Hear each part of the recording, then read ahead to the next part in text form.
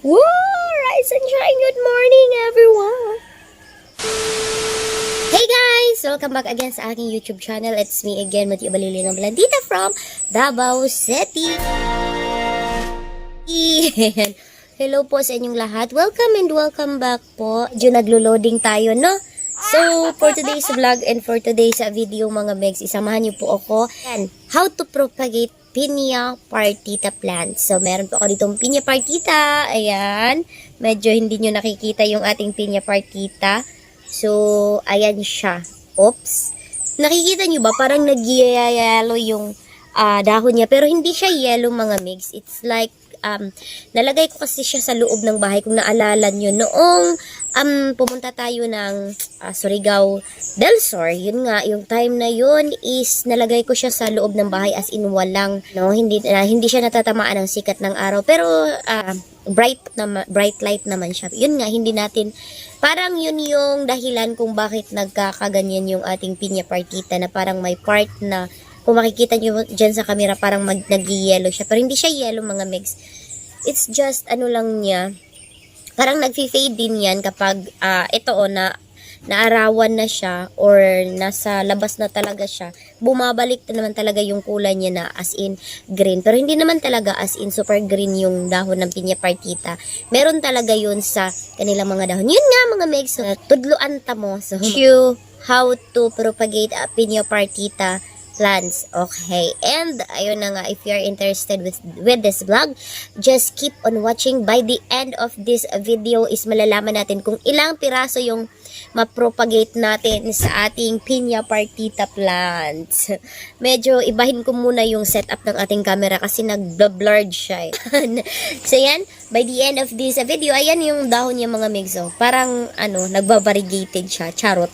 So, by the end of this video is ipapakita ko sa inyo kung ilang piraso ba yung magagawa natin sa ating Piña partita na halaman. I buy this Piña partita plants, mga megs, for only 100 pesos. And hindi ko alam kung makikita ko pa ba yung hindi ko alam kung makikita ko pa ba yung picture niyon. Yan, ilalagay ko sa screen kung makikita ko man. Pero ayun, 100 pesos siya nung nabili ko. If you're interested with this vlog, just keep on watching. And if you haven't subscribed yet to my YouTube channel, please don't forget to subscribe it now. And please turn on the notification bell down below, and for you to be notified whenever I upload a new vlog, a new video. Furthermore, if you're ready, then I am always ready. Then let's begin. No, I don't take shit. I got no love for the fakeness. If you wanna play tough and wanna hate this, I'll always show up.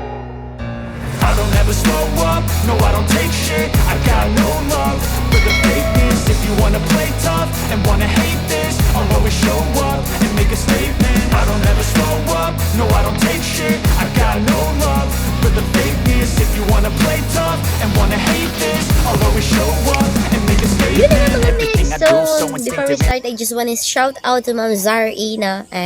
Zarina Collection. And for this pantulog for only 20 pesos. Yan. Sobrang ganda niya po. And sobrang comfortable kapag nasa bahay ka.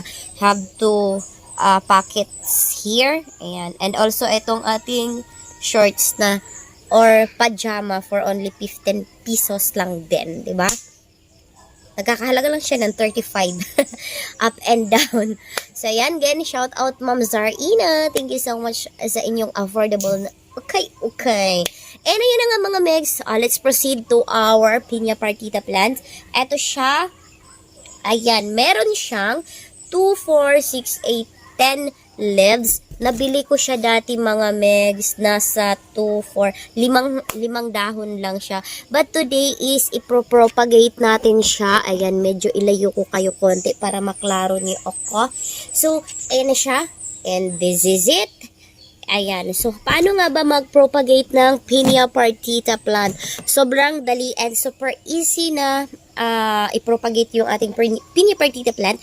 Just like the pothos and mga triling plants, just like the pothos, philodendron heartleaf, philodendron neon, mga ganun lang na type po kapag nag-propagate tayo ng ating Piña partita plant. Now, Ayan, so sabi ko nga is i-propagate natin siya. Tinitignan ko kung ilang piraso ang pwede nating makat dito. Kasi, kapag nag-propagate tayo ng Piña Partita plants is just like the photos. So, kailangan natin i-cut dito banda. So, ititira lang natin ay itong isang dahon na ito. So, parang ganun lang din na yung mga photos na mag-propagate. So, with this one, nakikita ko kasi dito sa may ibandang ibabaw, ayan, sobrang magkalapit yung dahon nila. And itong si Piña Partita, mga megs, kapag nagmamatured form na siya, ay nagkakaroon po siya ng fenestration. Pero as of now, wala pa, medyo feeling ko malapit na siya magkakaroon ng fenestration. Pero ngayon is wala pa. And as you can see, ayan, ang daming roots niya dito sa ibabaw. Ayan yung roots niya dito sa may ibabaw. Dito sa may bandang baba, medyo naglilegi siya. Ang layo ng agwat ng kanyang dahon, mga megs. Ayan, ito yung first, second, and third. Ayan. Ang layo ng agwat ng dahon nila. So, ang gagawin ko today is, I think makat ko siya, mga megs, dito siguro banda para yung roots na ito is nakatanim siya sa lupa. I think ito yung pwedeng dapat makakakuha ng enough nutrients para makasupport ng dahon para masuportahan ang mga dahon niya dito sa may bandang ibabaw. Nakikita nyo ba yan, mga megs? Dito sa ibabaw, sobrang lapit ng kanilang dahon. While dito sa baba, ang layo ng kanilang dahon. So, yan po yung gagawin ko today. Ang puputulin ko, mga megs, ay itong dito sa may bandang baba na sobrang ang layo ng agwat ng kanilang mga dahon. Yes, but before that, I have a blade here. So, meron akong blade dito. Siyempre na-disinfect ko na to with the alcohol. And ikakat ko na lang siya. Kasi kapag yung cutter yung gagamitin natin, medyo mahihirapan tayo. Kasi nakadikit siya dito sa kahoy. So, ganito lang siya. Dito ko muna siya puputulin, mga migs. Ito yung pinaka-top cut natin. Ayan. Ilalapit ko kayo konti. Ayan siya. Okay. Ayan. Nakita nyo ba yan, mga migs? So, dito ko siya ikakat. Okay. Ayan. Dito ko siya ikakat. Nakikita nyo. Ay! My God! Nabali siya. So, sorry. Oh, no. Pero may aerial, wala siyang aerial roots, mga migs. Pero, I think kasi itong mga aerial roots dito is nag-deads siya. Pero that's okay. Yan, ikakat ko siya dito, banda. 1, 2, 3, and cut. Okay, ayun. So, pero, merong nakatali dito. Tatanggalin ko lang tong plastic na ito, mga migs. Ikakat ko siya ng blade. Ayan. Walang calcium itong natin. Itong tawag nito semi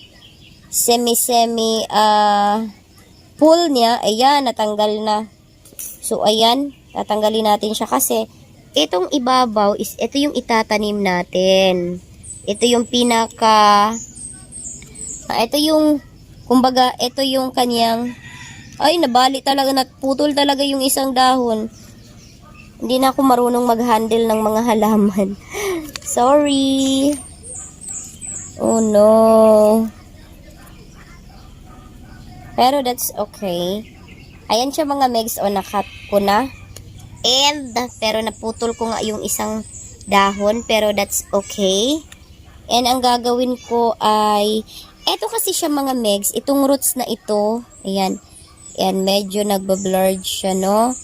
Eto kasing roots na ito is na siya sa ilalim. Nakaugat na talaga siya. Sa lupa na talaga siya, hindi na siya pwedeng galawin pa. So, ang gagawin ko is puputulin. I think, i-down ko na lang yung kahoy.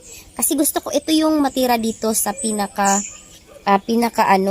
yung matira dito sa pinaka-pot na ito. Ayan. Ito yung magiging mother natin. Pero siya, ha? Ayan. Hindi siya pwedeng hindi tanggalin. Ayan. Tanggalin natin ng konti. Ayan, ayan, ayan, ayan. Hoping na hindi siya mapuputol, mga megs. Oop, ayun. Finally. Ayan. Hindi niyo na nakikita yung ginagawa natin, no? Tatanggalin ko na lang siya dito sa kahoy, mga megs. Yan. Yan. Anyway, natatanggal naman siya. Di naman siya mahirap tanggalin. Yung ibang, nakikita nyo ba yung roots niya mga megs? Kapag hindi kasi siya nakakapit ng mabuti, nadideds yung roots niya or nawawala yung ng roots niya, nutrients. Kung hindi nakakakain, kung baga nagugutom yung roots. Ayan siya, natanggal ko na and perfectly, walang naputol na stem or walang naputol na roots. Ayan, ilalagay ko siya dito. So, ito na bali yung magiging mother plant natin. Pero, etong isa, ayan. So, ayan na siya mga megs. Etong isa is, bubunutin ko siya mga megs kasi ito yung i-propagate natin. Ganito lang pala yung roots niya mga megs. Oh. Ayan. So, ganito lang yung roots niya. Ilagay muna natin siya dyan. And, syempre, itatanim ko muna ito ng maayos. Baka mag-ano pa to. Okay. Ayan. And, ayan. Anyway, nakabaon na sa lupa yung mga aerial roots na nagsilabasan sa kanya. And, I think yung pinakamalaking roots niya, yun na lang yung yun yung nag-sustain para mabuhay yung mga dahon niya sa ibabaw. Kasi, yung isang niya, yung nakikita ko yan sa inyo mamaya mga megs, para hindi siya ganun ka super stable na roots para makasustain ng mga dahon na ito sa may bandang ibabaw. So, eto na siya. And yes, here we go. So, then, eto na yung mother plant natin mga megs, or eto yung top cut. Ayan. Lagay muna natin siya dito sa kabila and proceed tayo. Ayan, proceed tayo sa ating next na halaman. So, eto siya. Ito yung sinasabi ko sa inyo mga megs. Oh.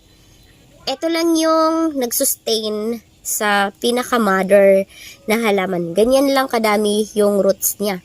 So, bali nung nabili ko siya, palabas na itong mga dahon na ito. Pero, panglima na dahon palabas na. Eto siya ngayon, sayang yung isa talaga is naputol ko. Hindi ko alam na ganun pala sila ka-sensitive na ng dahon la. Ayan, as in naputol talaga siya mga megs. Ayan, anyway, it's okay. Wala na tayong magagawa dyan. Naputol na talaga siya. Ang gagawin ko is, ikakat ko na lang siya into, di ko alam ha, try natin to kung mabubuhay ba to sa kanyang sarili. May roots naman siya eh. Ayan siya, may roots siya konti. And dito, yung mga roots niya, kasi nga hindi nakakapit, or hindi nakakapit sa pool, hindi nakakapit sa lupa, ang ending, na-deads yung kaniyang roots dyan. Pero I think mabubuhay pa naman siguro siya kapag nabaon na natin siya sa lupa. Ayan siya mga megs, ipofocus ko kayo dito sa ating ginagawa. Okay? And yes, and here we go. So, eto na siya. Ikakat lang natin siya dito sa gitna. Ayan. Blade yung ginamit ko mga megs. So, eto siya. Super confident na ako na mabubuhay siya kasi ang dami nang roots.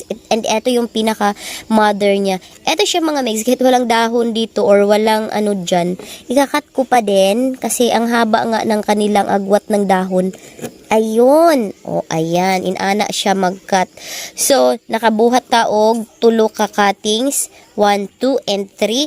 Pero, eto siya is super, na yan, mabubuhay na yan. Safe to say na mabubuhay na yan.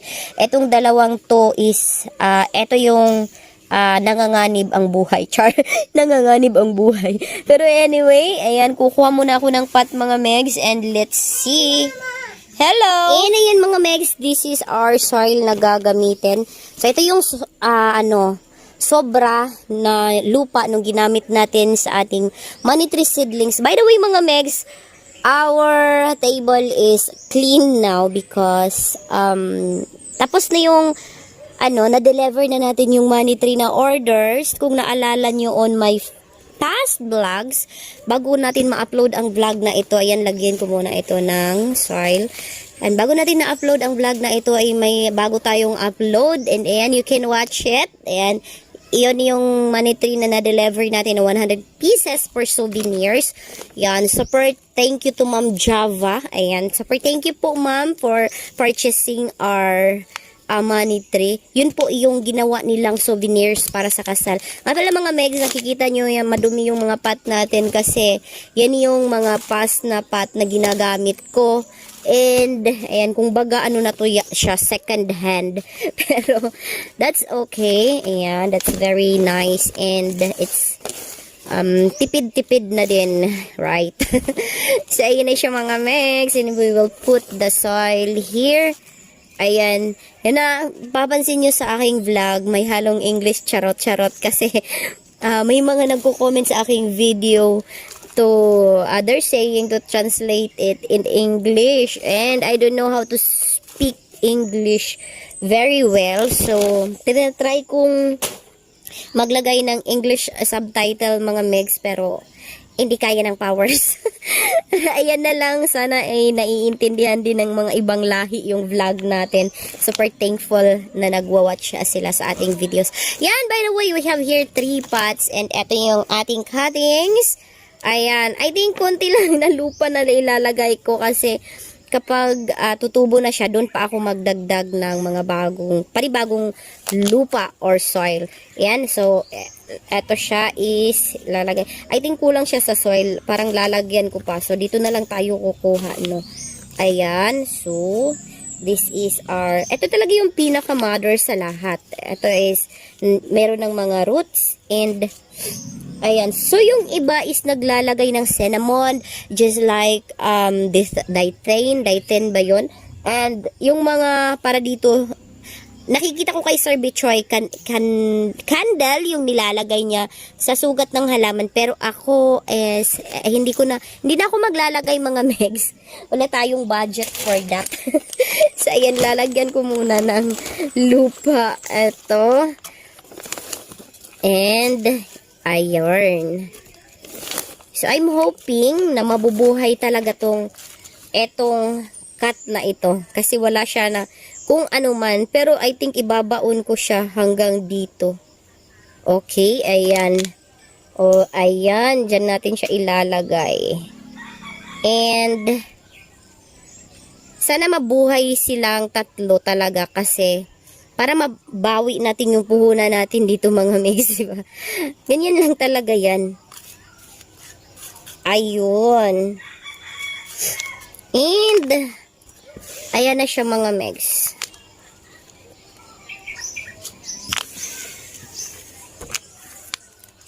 Ayun. And, nakagawa tayo ng 3 cuttings. Ayan, 3 cuttings. Ayan siya mga megs. Together with our mother plant. Ito yung ating pinaka-mother sa lahat. Ayan. Medyo itataas ko kayo ng konti. Oop. Oop. Ayan. Ayan yung ating pinaka-mother. We have 2, 4, 6, 7, and hindi ko napansin mga megs, may bagong papalabas pala siya. And sabi nila, mas maganda mag-propagate talaga ng walang ganito. Ewan ko kung makaka-effect ba yun sa kanya. Pero hindi naman as in ganun na nagalaw yung roots niya kasi yung kaninang roots na malaki is naka-ano na talaga siya sa lupa. Yan. I-update ko pa din kayo mga megs kung ano mangyayari dyan. So, yung ating pinya partita, 1, 2, 3, and 4, nagiging 4 na sila. Supposedly, ito yung pinaka-mother na natin kasi ito na yung pinaka-top cut niya. And this one, ito yung i-dispose natin kapag nagsasucess na sila in the future days. Sayang talaga to siya mga megs. So, ganito talaga sana siya, oh. 3 dahon talaga sana siya, pero danghag ang nag-propagate, eh. Charot. And lagay na lang natin dyan para ayan, hindi siya pangit tignan. Okay, ayan. So, ayan na siya mga megs. Ayun. So, by the way mga megs, before we end this vlog, ay gusto ko lang i-flex etong caladium na ito. Kung alam nyo ang name ng caladium na ito, okay. We have here this caladium. Tadan! Ayan siya mga megs. Hindi ko alam, hindi ko kasi Hindi ko kasi alam kung ano ang ID ng Caladium na ito. Pero ang ganda niya mga megsa. Eto siya oh. Pero eto siya, nagkakaroon ako nito by bartering money tree. Di ko alam kung magkano ang price na Caladium na ito sa market today. Pero ayan siya mga megs, nagkakaroon tayo ng bagong halaman because of money tree by bartering system. Ayan, bartering system talaga, no? So, ayan siya, oh. Super ganda niya mga megs. I don't know kung ano ang ID nito. Kung alam niyo po ang ID ng Caladium na ito, you may comment down below in our comment box section. And, ayan, that's it mga megs. Ang ganda niya. Meron siyang 3 leaves. Ayan siya. And, ayun. See? And thank you so much sa aking nakabarter ng plants na ito. And also, money tree yung barter natin sa kanya mga megs. And, shakes. Ito na yung ating, ayan, plants na Piña Partita. 1 become 4. Ayan siya mga megs. Ang ganda din. And after that mga megs is we were trying a vacuum. Ayan, vacuum propagation. Ilalagay natin itong ating mga cuttings dito sa loob ng... Ito siya mga megs, hindi ko alam. Ano tawag nito? Crate? Okay, this one is a crate mga megs, pero nilagyan ng trapal sa may ilalim. Yan yung kulay blue. That is a trapal. Actually, gamit to ni partner sa kanyang isda, pero yun nga, as of now is wala namang gamit. Ito yung gagamitin natin. Ayan, ilalagay natin. We're trying a vacuum way ng pag-propagate kasi mas madali, I think mas madali siya kapag vacuum. So since wala tayo nung plastic na Tupperware. So, ito na lang yung gagamitin natin, ang crate. Andiyan na sa loob yung ating mga halaman. And, ang next na gagawin natin, ayan, next na gagawin natin, mga megs, ay, ayan. Wait lang, hindi nakisama yung ano natin. Next na gawin natin, mga megs, I have here a transparent na cellophane. Yan, igaganyan ko lang yan siya mga megs dyan. Itatabunan lang natin siya. And, tali sana, pero itry kong ilagay itong rubber band na ito. Kung kaya niyang i-stretch yung ganito kalaki. Di ko lang sure kung kaya niya. Pero sana kakayanin niya. I think hindi niya kaya. So, ayan, hanap tayo ng ibang matali dito. Pero we have here a red ribbon. Wait. So, ayan siya mga megs. Nga pala, hindi ko pa na-picture yung plants natin. So, try ko muna siyang i-picture bago natin siya ilak. This is a ribbon. So, ayan, after that picture taking. So, ayan, ilalak na natin itong ating ayan. Tapos, with the green ribbon, ayan, secure natin yung gilid niya na hindi mabukas. And then, tali.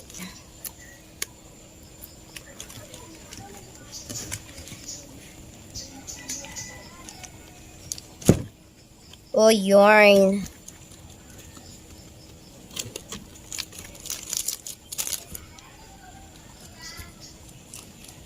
So, ayan mga megs, nakatali na and nasa loob na yung ating mga halaman, charing.